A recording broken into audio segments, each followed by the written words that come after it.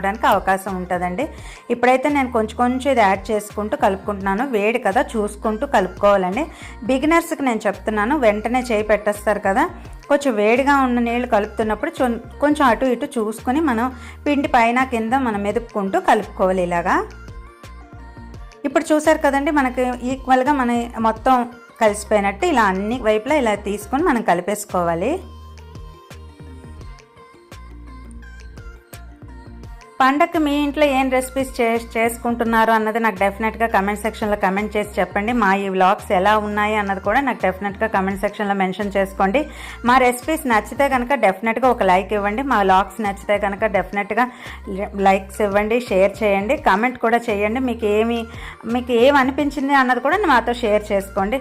ఇప్పుడు మొత్తం ఇలా కలిపేసుకుంటున్నాను కదా, నేను పెట్టుకున్న నీళ్ళన్నీ కూడా నాకు ఆల్మోస్ట్ సరిపోయండి. నేను తీసుకున్న పిండికి అదే